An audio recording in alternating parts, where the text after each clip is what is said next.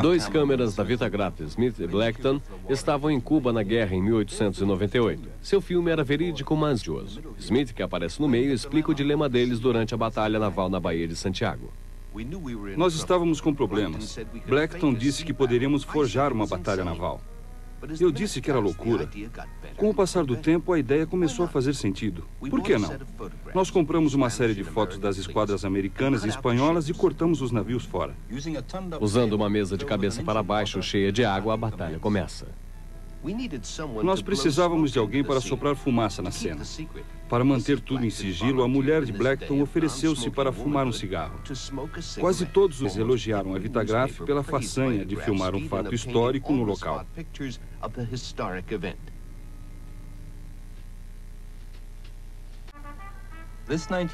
Esse filme de 1912 vendia o produto mais atraente de todos, o modo de vida americano.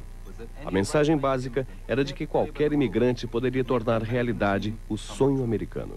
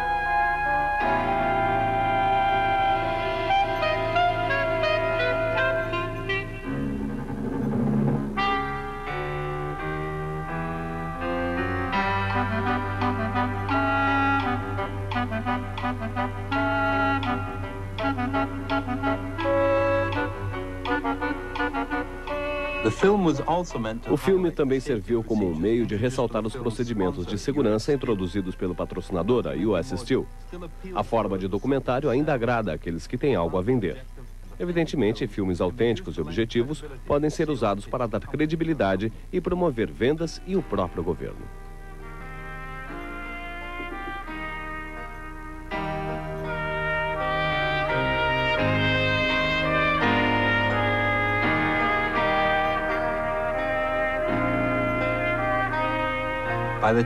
Quando esse filme foi lançado em 1912, cada cidade possuía seu cinema, chamado de Nickelodeon, casa de divertimento barato. Eram mais de 10.000 em todo o país. Nas grandes cidades, os Nickelodeon funcionavam 16 horas por dia com shows de meia hora. Para suprir a demanda, uma complexa rede de distribuição foi criada. O filme, enquanto mercadoria, era comprado diretamente pelo produtor e depois alugado aos distribuidores. Os estúdios também tornaram-se maiores, conforme os filmes ficavam mais longos e as histórias mais complexas. O trabalho especializado logo desenvolveu-se. Maquiagem, figurinos, roteiristas e, é claro, câmera e diretor passaram a ter funções distintas. Nesta época, os grandes estúdios produzem cerca de 20 filmes por semana, todos com duração de 12 minutos. Nos anos precedentes à Primeira Guerra Mundial, Edison lidera os estabelecidos contra as companhias recém-criadas, pois estas ameaçavam parte do seu lucro.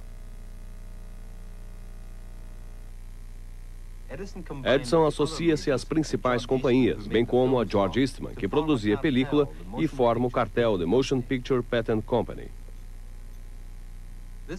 Este cartel começa a controlar todos os setores da indústria cinematográfica, produção, distribuição e exibição.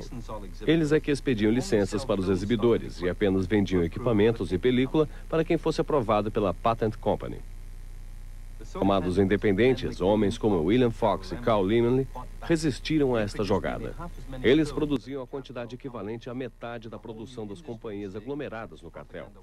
Com toda essa nova indústria em risco, a guerra foi feroz. Bom, então aí vocês viram o início do cinema, como que se deu na França e depois nos Estados Unidos. Eu considero que o cinema francês ele nasceu ingênuo, apesar de aparecer as primeiras cenas da família burguesa dos irmãos Lumière.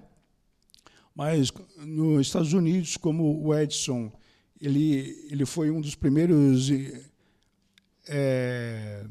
hoje a gente chama de empreendedor, né? O empreendedor que criou o modelo de como você montar a indústria. Então, ele já tinha isso. Então, ele pegou o cinema. A primeira medida qual foi? Pela primeira vez, acontece na história da humanidade, um povo que proíbe o outro equipamento entrar em outro país. Pela primeira vez, esse equipamento proibido de ter acesso a outro país foi a filmadora francesa de ter acesso aos Estados Unidos. O Edison ele conseguiu, através do Congresso, proibir isso. Então, ele passa a produzir os seus próprios equipamentos. Eu não quero aqui fazer uma guerra entre os irmãos Lumière e o Edison, mas vocês observem a qualidade técnica da lente e da imagem dos irmãos Lumière, a profundidade focal da lente, que hoje, para você conseguir uma lente dessa, é caríssima, é extremamente cara, e o Edison ele começou com um processo experimental, então a imagem dele tinha baixa qualidade, etc. Mas, por outro lado, ele tinha todo um domínio da produção. Ele começa a construir a imagem ideologicamente, de fato. Começa a fazer a propaganda para que o operário do campo viesse para a cidade para que ele fosse bem-sucedido. Começa a fazer com que os políticos tivessem acesso à publicidade.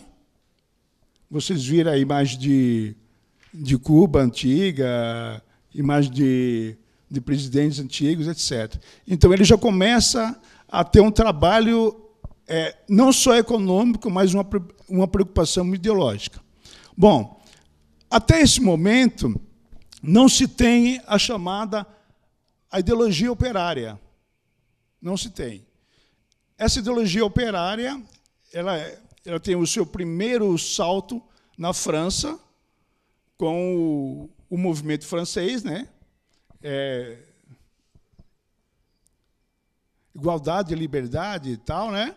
E só vai se ter na prática a efetivação dessa ideologia com o processo marxista, com a teoria de Marx e de Lenin na Rússia em 1917.